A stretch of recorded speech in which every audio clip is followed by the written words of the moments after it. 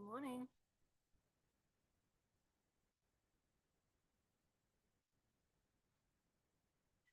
Good morning.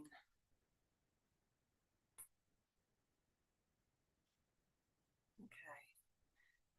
I think we're streaming. Somebody check on maybe Facebook and see if we're streaming. It looks like we're streaming. Streaming on Instagram, but I'm not sure if we're on Facebook. So I'm just going to keep going. Let me record it. So in case. All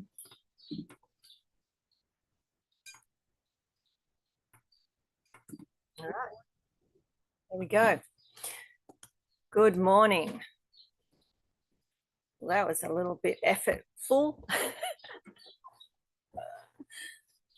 Okay, but we got here. You know, the more technology we get, it's supposed to be easier. Okay. So how you doing? How you doing? I must admit, I am a little late because I ran and made a tea. All right, we have awesome business today for you. Are you ready? Are you ready? Now, there's part of me that is really intrigued whether what's going on in the Facebook group. So what I'm going to do, I'm going to see if I can get the restream up so I can see your comments. All right, there you go. So if you're watching on one of the platforms, YouTube or Facebook, some of the Facebook pages and whatnot, just say g'day so I can see that that's working. I've got the chat up and we'll get started. So I was in two minds of what to call this today because, you know, I was sitting, oh, there's the moon. Oh, I wish I could show you. I wonder if I could show you on Instagram. Show you on Instagram. Can you see the moon? Like it literally is sitting straight across from me. Anyway, okay, so I'm looking at the moon. It's 9:40 in the morning and the moon is winking at me. The moon is winking at me. All right, a bit blowy here today too. So what I wanted to share with you was about, well, obviously energetics, ascension, but what parts of that? So those of you that are in Ascend and Inner Circle, start thinking of, and this was some of the homework too, for you to come up with questions. I'm going to take you through a bit of an idea of the birthing of self as a star. What? What? You know, I often say we're sacks of stardust, but this is a little different. This is a little different. So the spiral through, and this is what I've called this session, the spiral through our multiverse, the one song. And this came up this morning when Kiyose was in the spa and I was feeling into what I was going to share with the inner circle in relation to the energies that I'm experiencing and what's happening today. The sounds of the spheres are very loud today and yesterday. And we could go into, well, what does that mean? But the interesting conversation that I had this morning was reminding ourselves that it's always there and we don't have to go, oh, what is it and what does it mean? I've tracked that energy for so many years. I could tell you the intricacies of it and when there's a certain sound, what you'll see in the world, right? It's like the Schumann resonance. The Schumann resonance, people get hung up on, which is, you know, the pulse of the earth, right?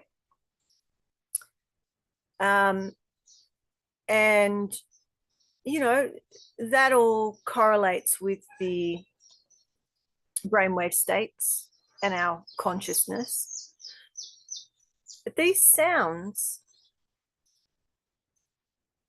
the song, the one song, I was saying, you know, when I listen to music, or even now, I don't know if you can hear the cacophony of nature around me. Can you?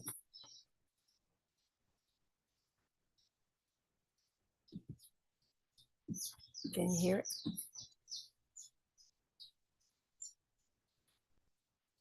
No one's going to talk to me.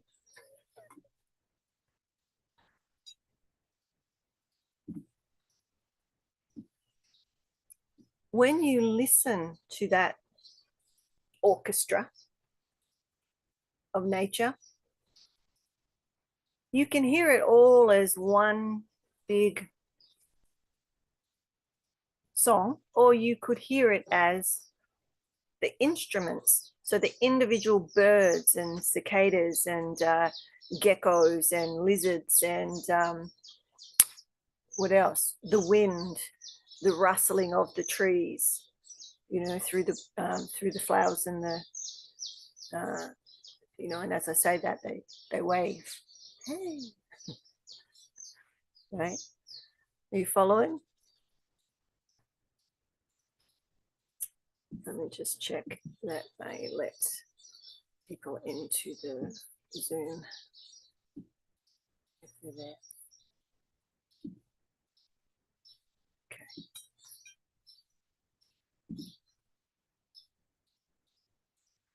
So when we're listening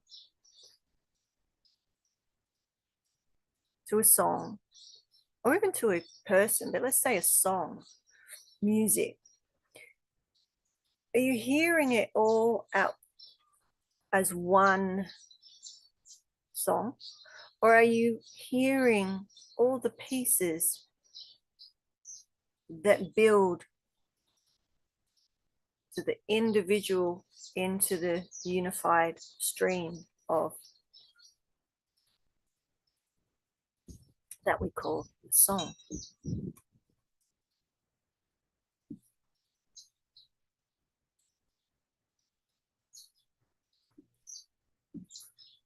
So the sounds of the spheres, or the sounds, you know, the holy nam, the ek, the music of the spheres, you know, there's multiple names for what I'm talking about.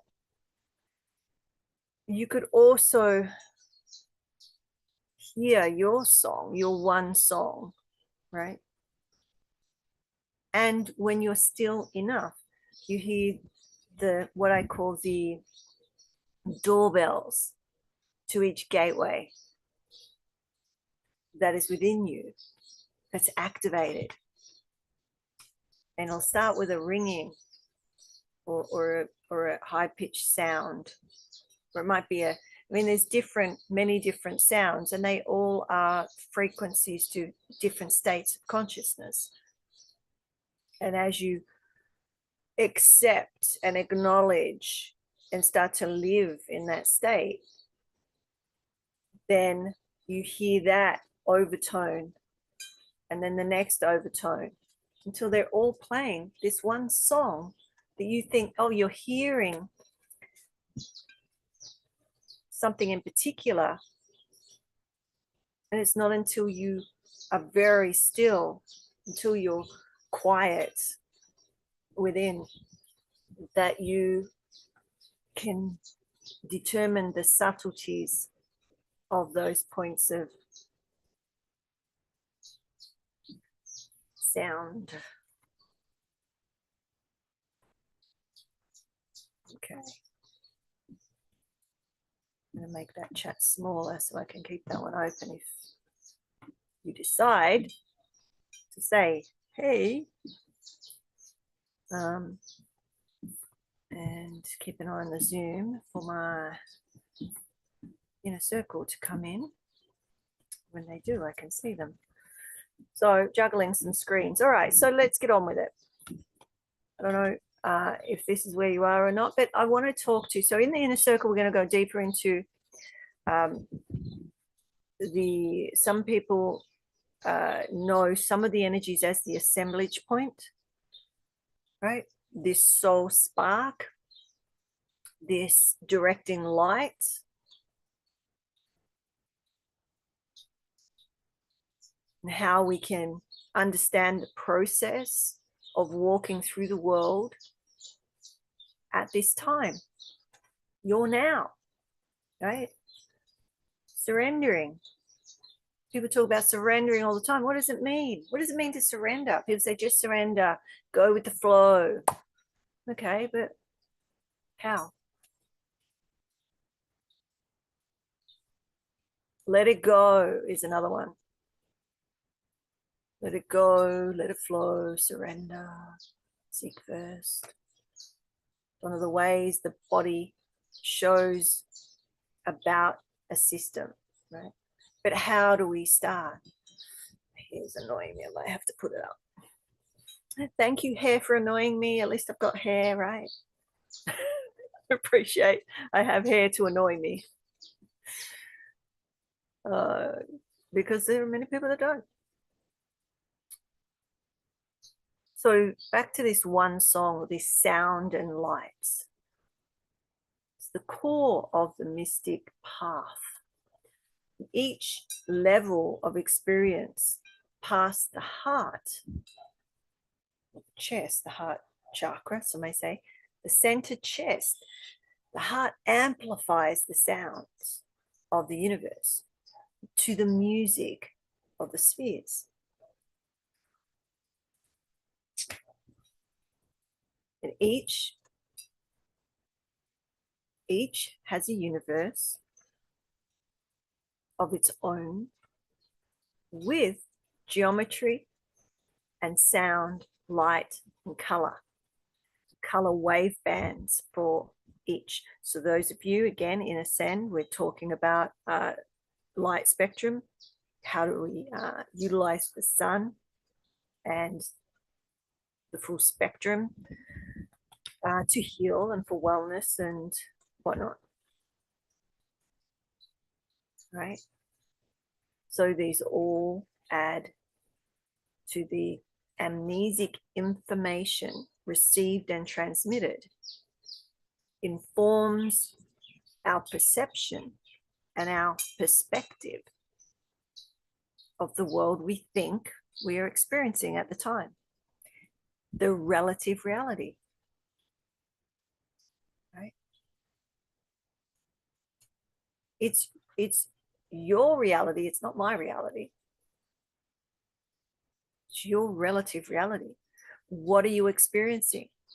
And this energy that I'm going to go deeper into, we may not get to it today because we may have to jump over to the inner circle, but we'll definitely be touching in there and bringing it in more. If you want to go deeper into it, I've put the link for a one-to-one. I've got an introductory so that, well, you can choose what you want to use that for now.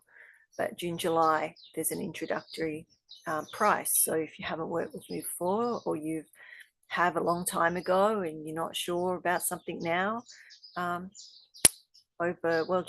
June's nearly finished, but next week and July, I have some spaces. Not a great deal. So have a look, and if you want one of those, and we can go deeper into this if you are experiencing. So let's bring it back to this soul light. And when something's going on for us in our world, it moves, it adjusts. And that will determine, it will determine how you experience the world, how you see the world, where you're guided and how you're guided, and whether you have different experiences that we may label as depression, anxiety, mood, shifts and changes in mood, hormonal imbalances, which is basically everything, because that's life, right? And also on that spiritual, energetic to spiritual, or soul to spirit aspect, how this particular energy and energies that it links to navigate your mental health, navigate the protective behaviors which are from your attachment style or your traumas, the IITT, illuminate injury, which is about attachment injury, your core wounding in this lifetime, but also touches into past lifetimes. So I'm going to say this, it may not make sense right now, but I'm going to say it like this. So we have the attachment style that is encoded from our how our needs and wants are received or not received in infancy. We also have our name and the frequency of our name. Now we have our birth name, which is our foundation energy. And then if we change our name as we go along, we get married, we divorce, we just shift our name, we use our middle name, don't use our middle name. If you have a middle name, you don't have a middle name, whatever it is, changes, shifts the frequency, which will change and shift the experience that you have in this world.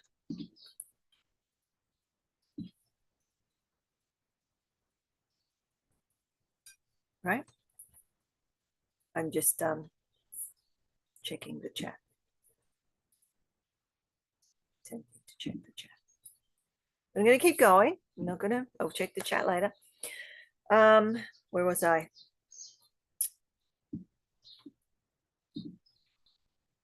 Soul light. That energy where when you're in love, that soul light will raise and it'll be slightly to the left, in about an arm's width in front of you. And you can learn how to feel it. What does it feel like? What does it feel like? Right? Now, if we think about the Big Bang, now I think I'll talk about this another day, but the Big Bang is not a one-off, it's the Big Banging. And how we as little humans are birthed, not even birthed before that, are our conception, and not even, you know, what we generally see as conception, but how the spark or how the light is held to matter. Einstein talked about this before relativity, but it does link to that, right? He was looking at light and how light is held to matter. So what are we? How is consciousness held in the matter?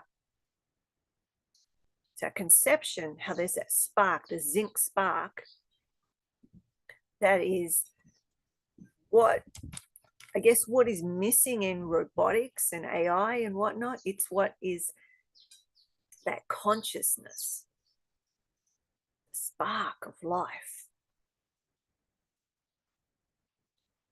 That is our personal Big Bang. Our personal Big Bang. That continues to bang, bang, bang. What's that song? Can't think of it now. There's a few. Right? So if you're working with the sun and the sunlight,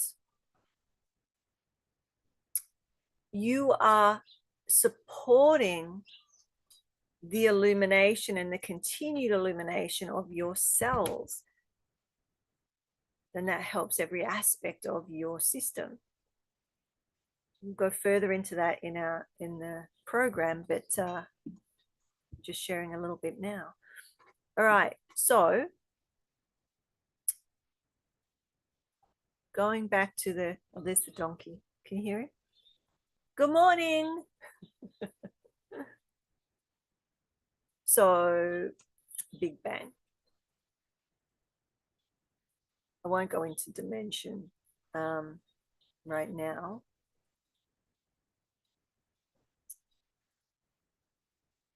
Breaking it down or visualizing the spiral cone. So, you know, if we got, actually we'll go into, I will just say a little bit about dimension. Some of you might be familiar with the ant walking along the pole. I have a pole here. I have a tripod here. I guess I could use this. Tripod, it's a pole, right? And we have the ant walking along the pole. And the ant walking around the circumference. And the ant going around the pole in a spiral as it walks up the spiral. I can't show you in a spiral, and I don't have anything to draw it. It's spiraling, yeah? So the ant is experiencing dimensions, perspectives, as it experiences the light and the dark. The light and the dark, literally, right? So it's walking along, then it can walk around, but then it can walk around and spiral, right? So it's going, do you get it? So it's going, it's walking up the spiral tube pole, right? Spiraling around. It can walk around it, or it can walk around it and experience different dimensions, right? And I've talked about this awesome geometry. It's called the Calabi-Yau or Yau manifold. And when I was well, 20 odd years ago, when I was a sculptor, I was well, my art was the experience of what I'm talking about, right?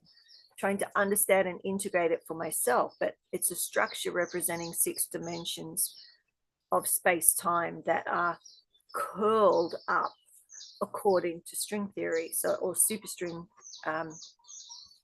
may exist in 11 dimensions at once. Right? So it's this geometry, and I'll see if I can give you a picture of it under here later on. But visualizing this spiral cone, we have at one end, right? It's wide, and as you move up to the other end, there is a graduation into a peak or a point. And there are many overlays of perspective to view this form. Right? So we're just giving you little bite sizes now, and this is the old teachings, but it's relevant today. And it's like there's parts of it that you will need to hear to be able to understand what you're learning next. Okay. Oops, let me just let these people in. Oops. Okay, there are all these people waiting to get in, and I'm talking. All right, so let's just go through some of this. So I could take you through breaking this down into sections of understanding. I don't have a lot of time today, but we'll touch on the points. So it's like the light, dark, and plasma. Frequency, so evolving and illuminating how the wave works, right? This wave in the particle. This is why the rays, the sun, it's like this morning I said to somebody, so students, listen up. And the rest of you listen or don't listen. It's real. The drop, you can see there's the rays from the sun. So I'm going to just drop that there, and we'll come back to that and go deeper into it later. Our birth as stars. So my direct experience of birthing myself as a star And that may not make sense right now, right? But what I saw at each stage of development, I noticed because I see patterns, I see repetition, and I can see the truth in every format, right? So that's why I can cross critically look at something and see the overlay of everything else. So looking at the birthing of a star, right? If you know what these nebula look like,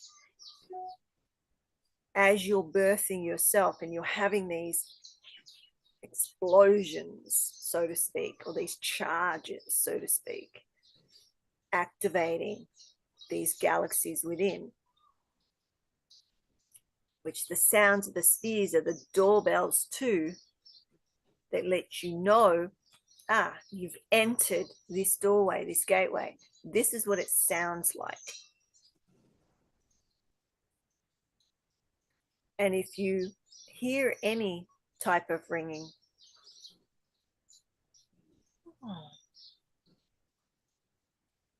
oh, it's okay.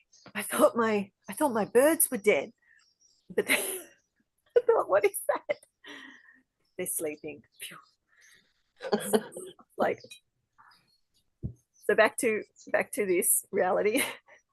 So we are carbon, we're sacks of stardust, and in an embodied ascension, what is experienced is the birth of the galaxy that you are.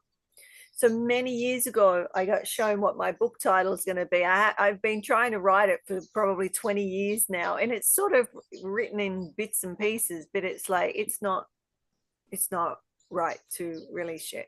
Why? Because I'm still integrating a lot of that information over all these years. Right? It takes some time to grasp. So when I'm sharing, it's about building that relationship and that trust. And the trust allows connection until you can start to experience aspects of what I speak. The belief turns to experience. And after many experiences, you have a deeper knowing. And when the wisdom of the experience arrives, you have that full embodiment of it.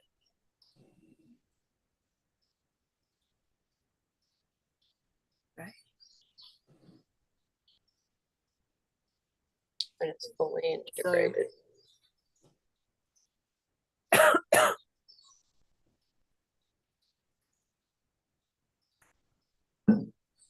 I think I just inhaled a 3.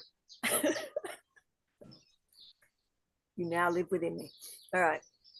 So I've spoken about this information for 20 odd years, right? Over many years, over time, teaching the shift and the change that I directly experience, integrating it. Little green lizard just crawling up to my foot. They're all the critters are here today, right? Yeah. Yeah.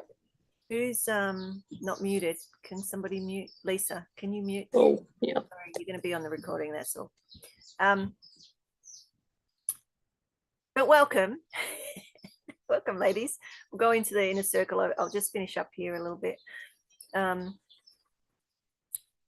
Just saying. So knowing and the embodiment of the experience and the wisdom, right? It starts to get exciting. It starts to get really exciting. That's where you know that you don't know. And then you don't know what you don't know. So you're trying to know what you don't know, but you don't know, right? You with me? You don't know. And then when you think you know, there'll be more that you don't know, but you don't know you don't know. But you think you know. That's spiritual ego. It's spiritual ego. Aspects of spiritual ego. All right. Anyway, I was just having a bit of fun there. So as we move along, like, you know, we're ever changing. So I've been teaching this stuff for so many years, and I did leave it up for free. There's a lot of stuff out there. Facebook, unfortunately or fortunately, deletes the lives now every 30 days. So I haven't run back and saved all those lives, Facebook lives. I do have my own archive of which is in Vimeo, because they, you know, anyway, I have a library of like, God, 20 something years of teachings. But my point is, the evolvers, all of you, myself, we're ever changing. So what's been shared may at that time have been advanced, and as evolvers, right, conscious evolution, evolvers gain their own illumination, they experience the teachings directly, and once experienced directly, the penny drops, and the past teachings can be taken in deeper. It's like revelation. It is revelation, the revealing of the light. It's the revelation is the moving of the veils, or the taking the blankets off that the beloved has swaddled us in for protection. And as we grow and develop, we no longer need to be protected in that same way, right? This is how texts work. This is, you know, writing, books. When you read it, you see the black writing. And as you read it, there's an illumination, a revealing. It's not just letters, right? Some of you know about the flame letters. This is what I'm talking about. They're not just letters. There's so much coding in it. And so as you read, and then years later or even days later, you read again, and you see something else, you feel something else, you sense something else, you know something else. Our spiritual ego, we get to a place where we have abilities, or we can see, feel, sense, know. I'm telling you, the energies that I can see would blow your mind. And in the last couple of weeks, I have a new seeing because of my relationship with the sun. And some of you will too. Right? We can only see some of this stuff through tools. I've worked with physicists for years, and I would share with them, draw what I see, and they will say, do you know what that is? Some I have my own language for, but they would say, this is what we see through these tools, these scientific tools, right? What CERN is looking for, or, you know, has found in different, you know, looking for the God particle and the smashing of protons, all that sort of stuff, right? What we see through microscopes, what we see through x-rays, what we see through the biofield viewer. Why I taught you for years about the biofield viewer and showed you all the images and all the videos and everything. I see more than the biofield viewer can see. But if you can't see it, the biofield viewer or the BioWell or some of those other ones can give you, you know, the tools are extensions of our hands. They're extensions of us. Yes, can be used for the right hand, the left hand, whatever you, right? In other words, good or evil, you know, whatever. But what is evil? What is good? It's perspective, it's perception. I'm telling you that the information, and for those of you, go back and listen to, I just posted yesterday a little talk Eric and I had, and it's one we're walking the trail. That trail is Mauna Kea. So if you see it, it might be on Facebook. I think it was on Rhombus, because I did it on Instagram, but it saves to Rhombus Healing Arts is the Facebook page that it should be on. But anyway, that was about us talking about unconditional love, right? And it links to this, because the purity of love is unconditional love. So it's not just love and it's not fear, right? It's the connection of the two. But anyway, my point was that you know, I don't worry about any of that now, because I spent so many years I guess checking in with people who were in those fields. Right? So when I was shown something or, you know, directed to something, I had people that were experts in that to say, yeah. Or have you seen this or that? And they'll show me something and I'll show them a picture that I've drawn or a painting that I've done and explain the energy of that, right? So this is the mystic and the physicist coming together to understand the invisible, right? So this revelation, so again, going back to reviewing, going over, it's not like reading something once and you know it. No, you read something and you have an experience of it. You don't know it yet. A knowing is embodied.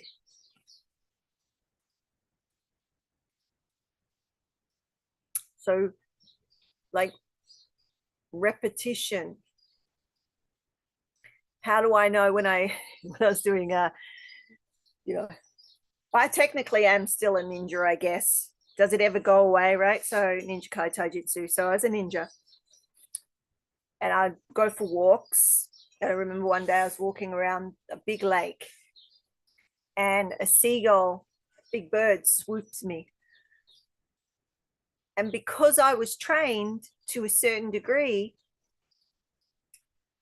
something swooped me in my peripheral. And what did I do? I just did poof, and I punched the bird in the face and went flying. I shouldn't laugh, but hey, it came at me.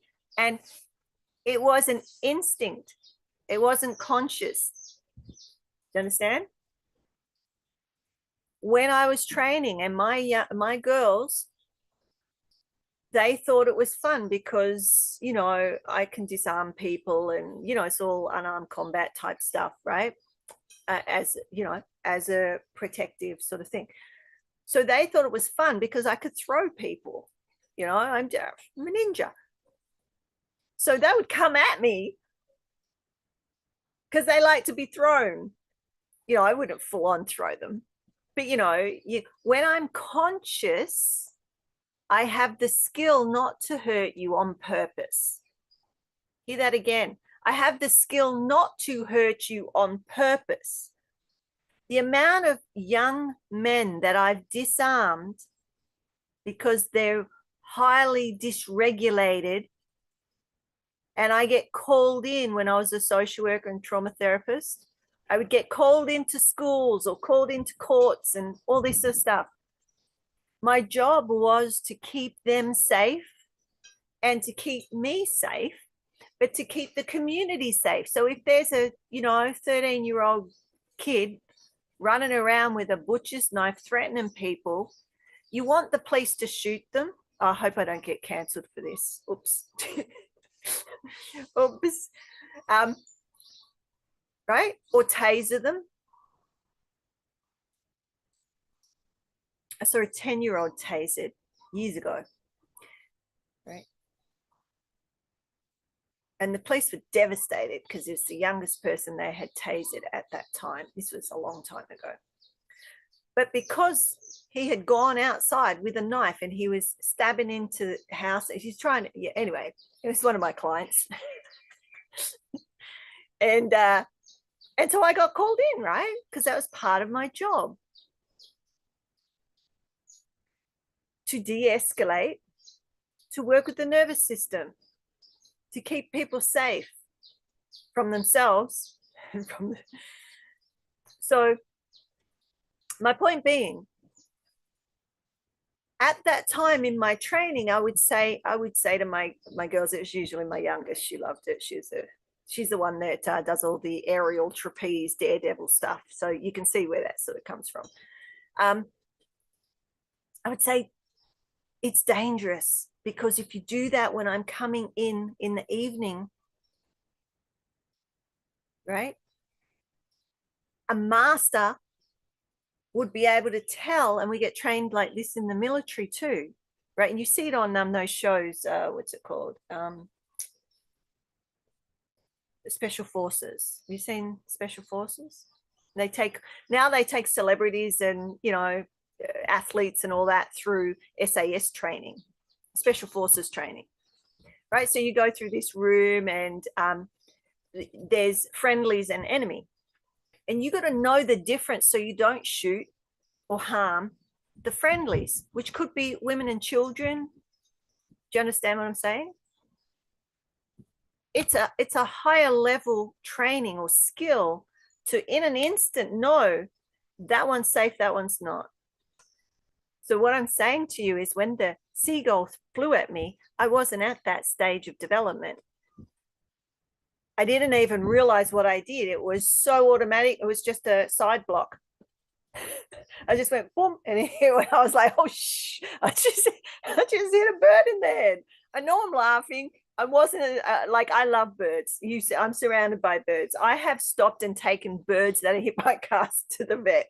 Right? I am an animal person, right? But it's sort of funny, right? It was fine. It flew off. I didn't kill it. But what I'm saying is, it's practice, mastery. You can't just learn a move and then you're a master in every situation with that move. Does that make sense? Just nod. Yeah, you getting what I'm saying? Yeah, okay. So we've probably beat that one enough. Practice. Eric said that to me the other day. You don't have to beat it. I'm like, all right. All right. So I'll leave that one there. And so mastery. So you can be conscious. So we are unconsciously unconscious, consciously unconscious, consciously conscious, right? Where are you? In different places, different people will be different. Consciously unconscious is where most I don't know the numbers. I'm not going to say I know the stats, right? Maybe we'll do research one day, who knows? But consciously unconscious is where yogis are, yoginis. We're aware as humans that there's a amnesia, there's a forgetfulness, right? And sometimes, don't you? You remember. And if you're remembering, it means you've forgotten somehow. Otherwise, it would just be, wouldn't it? Yeah? No? I could be wrong. Possibility. So this repetition, or this going back over, or this refreshing, reveals more light. You see more. You experience more. So if I say something that I've said 10 years ago, you're in a different space. And one would hope that you're that little ant that's ratcheting up through the dimensions and is able to experience more in one point. Not at one point, in one point. That's still point, right? So revelation.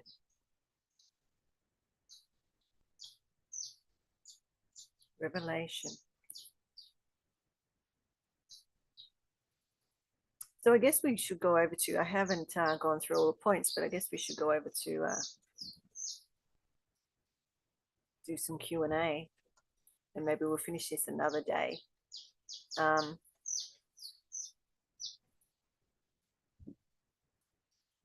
Let me just check if there's any questions or anything. That is the Zoom. Where is the restream? There we go. All right. So I think we'll leave it at that, and I'll come over to, whoops, get that out of the way. And I'll come over to have a chat with the Inner Circle. If you want to join Inner Circle, you can go to the link that has ACE, Academy for Conscious Evolution, and it's got all the services and whatnot. So you can come over and go deeper into teachings, also Q&A, contemplations, whatnot.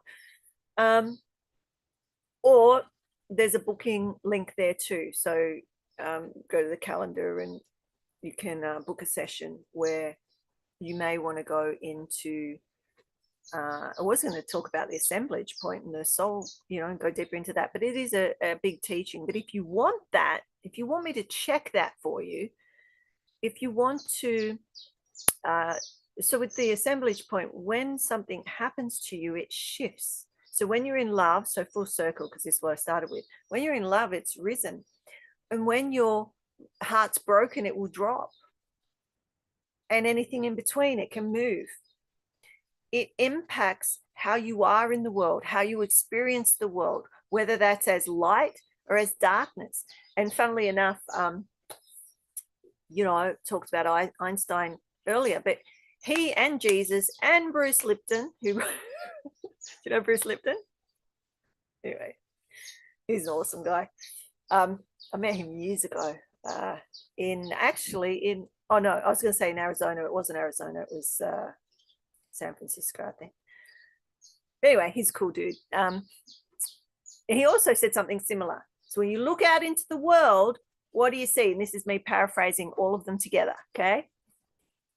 Do you see love, or do you see fear? Do you see a world of life, or do you see a world of death? When you look out into your world, your relative reality, what do you see? How do you perceive the world? Or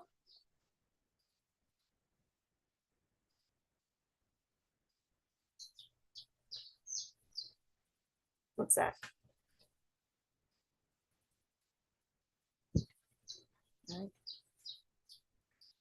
All right, I'll leave it at that, and stay tuned. Inner Circle, I just got to turn off this live stream. And so the rest of you, may the blessings be. And when will I see you next? I'm not sure. I might pop in and finish this. But I've been doing some lives, some teaching. So even though I think the last one, there's one where it's you can see in the window, the red flowers in the trees. That is a teaching on the sun and the moon, the light and the dark, masculine and feminine. So if you haven't seen that one, it links to what I'm teaching now, right? It links to what I said today, but in a slightly different way, different language. So go and have a look at that, and send me a message if you've got any questions or comments, and till we